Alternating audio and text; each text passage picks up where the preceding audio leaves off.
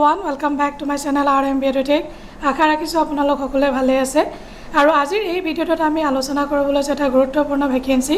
আৰু এই ভ্যাকেন্সিটো ওলাইছে অল ইন্ডিয়া লিমিটেড গ্ৰেড সি লেভেলৰ প্ৰথম পোষ্ট হৈছে জিঅলজিষ্ট আনৰিজাৰ্ভ ক্যাটাগৰীৰ বাবে ওলাইছে অকল এটা পজিশন আছে grade C scale grade and scale of 80000 to 220000 unreserved category age দিছে তেওঁলোকে 34 আপাৰ এজ লিমিট দিছে কাট অফ দিছে 18 আগষ্ট 2025 আৰু এডুকেশনাল যেটো এসেনশিয়াল কোৱালিফিকেশন পোষ্ট কোৱালিফিকেশন কি বিচাৰিছে post graduate degree in geology apply geology 60% থাকিব লাগিব সাবজেক্ট থাকিব লাগিব ম্যাথমেটিক্স এবিলাক নেক্সট পজিশনটো হৈছে আৰু ইয়াত আছে having minimum 4 years of post qualification relevant work experience next positionটো হৈছে ম্যানেজাৰ এফএনএ ফাইনান্স এণ্ড একাউন্টছত ওলাইছে আনৰিজাৰ্ভ ক্যাটাগৰীৰ বাবে ওলাইছে তিনিটা OBC NCLৰ বাবে এটা SC বাবে এটা গ্ৰেড আৰু পে স্কেল সেম 80000 ৰ পৰা 220000 আনৰিজাৰ্ভৰ বাবে 34 OBC বাবে 3 বছৰ আৰু থাকিব 37 আৰু SC বাবে 39 এছ'চিয়েট মেম্বাৰ হ'ব লাগিব ICAI বা ICMAI চাৰ্টাৰ্ড একাউন্টেন্ট বা কষ্ট একাউন্টেন্টৰ 4 বছৰ এক্সপেৰিয়েন্স থাকিব লাগিব আৰু ইয়াত তেওঁলোকে দি দিছে কি এইখিনি পজিশন কিনে আপোনালোকে চাই যাব post identified suitable for PWBD physically হ্যান্ডিক্যাপৰ কাৰণে কোনখিনি এলিজিবল নেক্সট পজিশনটো হৈছে ইঞ্জিনিয়াৰ ওলাইছে ইনস্ট্ৰুমেন্টেশনত আনৰিজাৰ্ভ ক্যাটাগৰীৰ বাবে এটা OBC NCLৰ বাবে এটা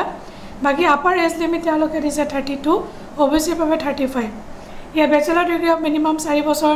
ডিউৰেশন উইথ মিনিমাম 65% থাকিব লাগিব ইনস্ট্ৰুমেন্টেশন আৰু বাকিখিনি আপোনালোকে এবাৰ গো থ্ৰু কৰি ল'ব কি দিছে আৰু ইয়াতো 4 বছৰ পোষ্ট কোৱালিফিকেশন এক্সপেৰিয়েন্স থাকিব লাগিব নেক্সট পজিশনটো হৈছে পাইপলাইন TNI আনৰিজাৰ্ভ তিনিটা OBC NCL এটা SC এটা সেম বাকি upper age limit 32 OBC NCL 35 SC বাবে 37 বাকি তেওঁলোকে দি দিছে ব্যাচেলাৰ ডিগ্ৰী হ'ব লাগিব 4 বছৰ 65% মাৰ্কস ইলেক্ট্ৰনিক্স কমিউনিকেশন ইয়াত 4 বছৰ এক্সপেৰিয়েন্স থাকিব লাগিব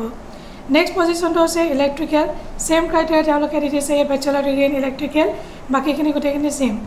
নেক্সট পজিশনটো ওলাইছে সিভিলত আৰু মই গোটেইখিনি পঢ়ি নিদো এটা আপোনালোকে নিজে গো থ্ৰু কৰি ল'ব ম্যানেজাৰ HR ওলাইছে আনৰিজাৰ্ভ ক্যাটাগৰীত ওলাইছে দুটা ST বাবে ওলাইছে এটা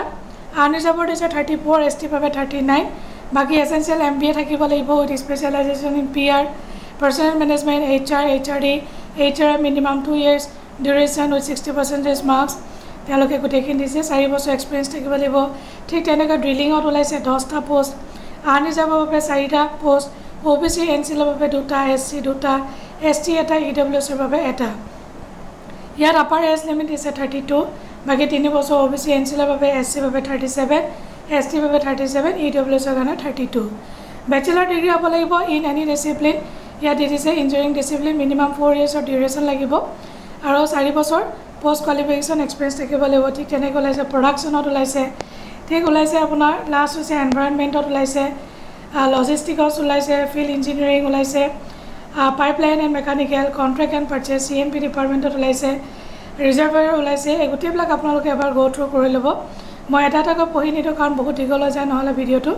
ইয়াত তেওঁলোকে জব ডেসক্ৰিপচন দি দিছে কি মানে জব ডেসক্ৰিপচন হ'ব ইয়াত দি দিছে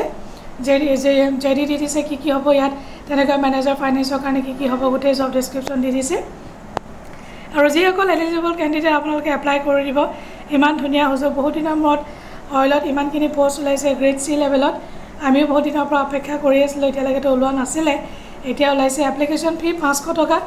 OBC NCL আৰু জেনেৰেলৰ বাবে বাকি SC ST PWD এইবিলাকৰ কাৰণে নীল তেওঁলোকৰ কাৰণে EWS এক্স সাৰ্ভিসমেন তেখেতলোকৰ বাবে নীল নেক্সট সিলেকশন প্ৰসেছৰ দিছে CBT মোডত হ'ব 100 মাৰ্কস থাকিব ওয়েটেজ 85% PI হ'ব 15 ওয়েটেজ 15%